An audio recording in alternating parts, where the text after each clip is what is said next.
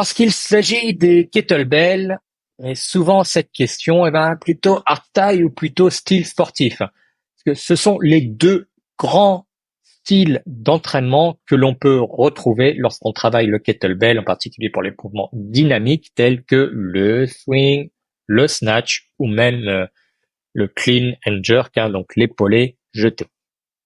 Comme tous les vendredis, je réponds à une question qui m'a été posée, soit directement sur le formulaire que tu peux trouver sur le site, soit en commentaire sous une de mes publications. On aborde les différents aspects de la forme durable, force, mouvement, nutrition, respiration, endurance, le coaching, l'entraînement en général. Alors, cette question sur hardstyle ou style sportif revient régulièrement et on tombe souvent sur des batailles de clochers entre mon style est meilleur que le tien. En fait, je pratique le hardstyle, je t'enseigne le hardstyle à mes élèves. Ça ne veut pas dire que je considère le style sportif comme mauvais. Le kettlebell sportif, c'est un vrai sport avec des vrais athlètes qui s'entraînent dur et correctement. Le style en soi n'est pas mauvais. La question à se poser, c'est pourquoi on va pratiquer un style ou un autre.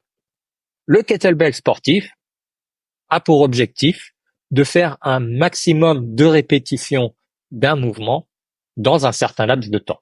Par exemple, on peut avoir des épreuves avec le snatch, l'arraché, où on va avoir droit à un seul changement de main et ça va durer 10 minutes où on doit faire un maximum de répétitions.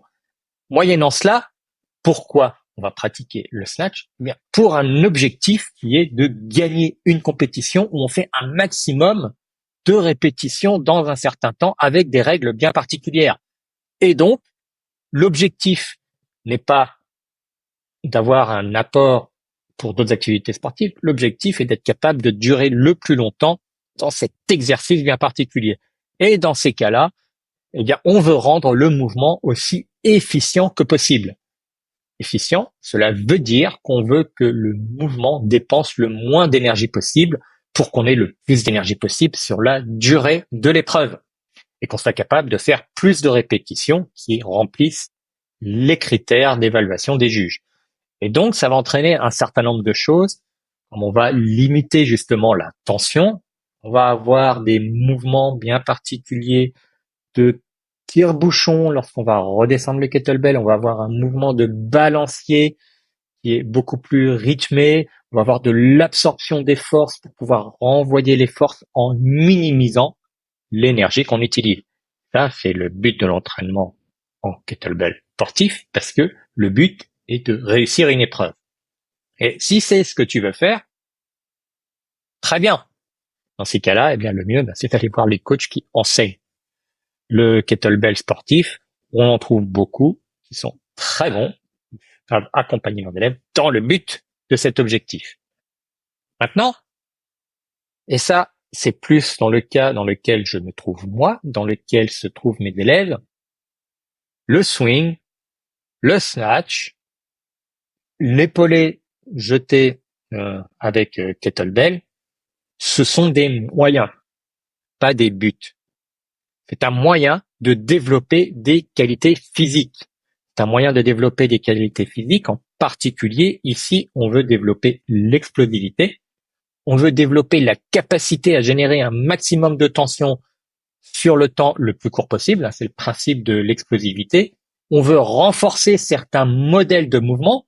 Avec le swing notamment, on veut vraiment renforcer cette flexion-extension de hanche qui est la base de tous les mouvements athlétiques qui nous permettent de pratiquer d'autres sports, d'autres activités physiques et même simplement dans la vie de tous les jours de mieux marcher, de mieux courir, parce que c'est vraiment le mouvement de base. Quand on va sur des mouvements un peu plus complexes comme le snatch, on a toujours cette flexion-extension de hanche qu'on renforce, on a toujours cette explosivité, encore plus d'explosivité parce qu'on va avoir besoin de nettement plus de puissance avec le même poids pour amener un poids au-dessus de la tête en un mouvement dynamique. Le but n'est pas de faire un maximum de répétitions. Le but sera même souvent, et on développe dans certaines manières, dans certains cas, de faire pas forcément beaucoup de répétitions, mais avec des poids de plus en plus lourds, ce qui va générer de plus en plus de puissance. Parce que la durée du mouvement va être similaire, mais avec plus de poids, donc plus de puissance. Et dans ces cas-là, on cherche, c'est exactement le contraire de ce qu'on a en kettlebell sportif. On cherche à générer le maximum de puissance. En fait, on va utiliser le maximum d'énergie pendant la durée du mouvement. Parce que c'est ce qui nous permet d'avoir le développement des qualités physiques que nous voulons développer et d'avoir un report sur des qualités athlétiques qui correspondent à des sports complètement différents. C'est de la préparation physique générale. On renforce la puissance, on renforce la force. Donc, c'est quelque chose qui est complètement différent. On ne cherche pas à s'économiser. Bien au contraire, on veut que chaque répétition ait un maximum de puissance. Même lorsqu'on va aller sur des activités qui vont être plus d'endurance, on a des programmes, par exemple, de snatch avec kettlebell, avec des kettlebells légers. Mais on va le faire d'une certaine manière qui n'est pas tellement de faire un maximum de répétitions, mais qui est d'entraîner certains systèmes énergétiques plutôt que d'autres. Donc là, je t'invite à aller voir mes vidéos où je parle des systèmes, des filières énergétiques principales, donc tout ce qui est lactique, aérobie, glycolytique et même le quatrième système énergétique secret dont personne ne parle jamais, pour en savoir un petit peu plus.